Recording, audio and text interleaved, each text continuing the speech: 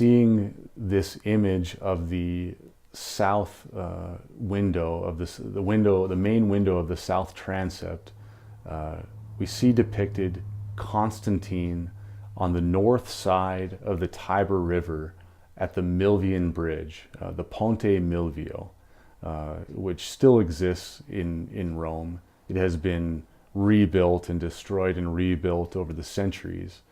But this bridge was the main entry into Rome, crossing the Tiber and going into historic Rome. It is often the route that conquering armies would enter Rome, and then the conqueror who would claim power would process down the Via del Corso into what is now the Piazza Venezia, the main piazza in Rome, just outside the Roman Forum. Before Constantine gets there to become the emperor of Rome, the new emperor of Rome, we have some historical background to lay out. Constantine's father's name was Constantius. We know his mother to be Helena, who eventually becomes Saint Helena. Helena was a common woman. Constantius was a Roman soldier. Constantius worked his way up the ranks of the Roman government and became one member of a tetrarchy of power that had been set up by the Emperor Diocletian in order to prevent dictatorial rule. Another member of this tetrarchy at the time of Constantius was a man named Maximinius. Maximinius dies, and his son Maxentius takes his position. Another member of the tetrarchy dies of sickness or old age, I don't recall, and another one, Maxentius, kills himself. The fourth member of the tetrarchy, Constantius, Constantine's father, also dies of natural causes.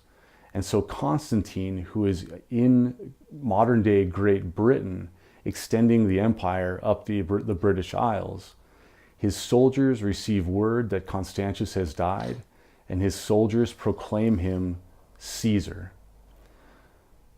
They receive word that Maxentius has usurped all power to himself and is now ruling in Rome.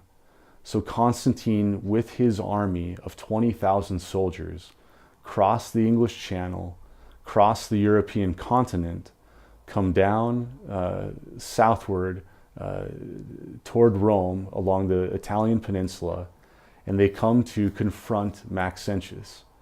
Maxentius, in Rome, well rested, has an army of 100,000. So we see that Constantine is outnumbered 5-1.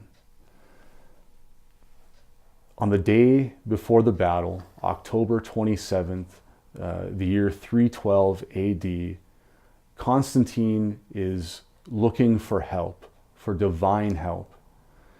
He looks to the sky and he sees a sign in the sky. As is depicted in this window, there is a cross that says in Greek, "In this sign you will conquer. You will conquer." The story, at least that I heard when I was over in Rome, like they're the competing stories. The story I heard is that there was the P and the X. The P is actually an R. So the key, the X, and the P, which is the rho, the first two letters of Christ's name. This was the symbol in the sky. The thought being that maybe the cross would already be a known symbol of Christianity, which was illegal and would have been perceived by Constantine.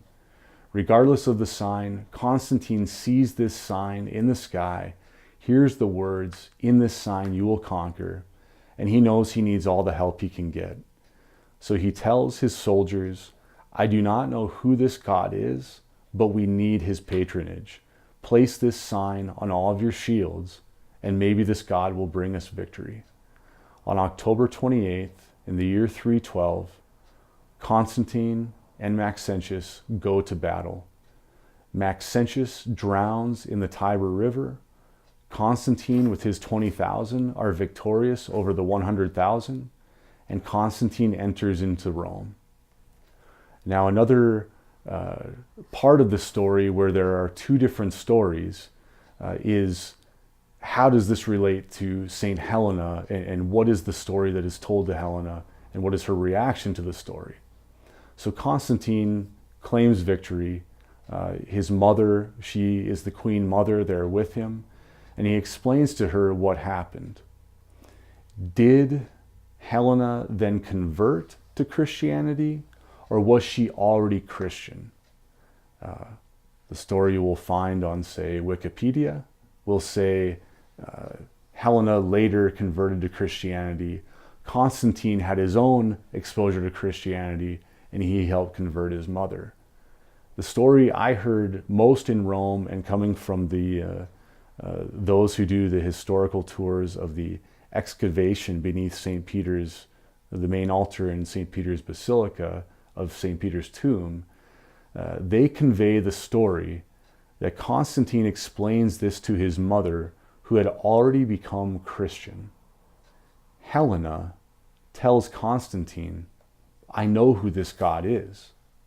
This God is Jesus Christ. The year is 312 AD. By 313 AD, after Constantine has taken all power to himself, he did not reestablish a tetrarchy. He maintained the single rule, he kept it to himself.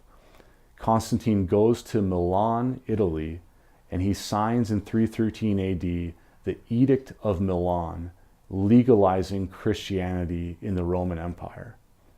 What is the significance of this move and the place of St. Helena in the history of the world and Christianity? Here we see, like Canaan, which was built up by pagans, and then the Hebrew people come in to cities and vineyards already built, roads already constructed, and there develop the wonderful Jewish religion that continued to the time of Christ.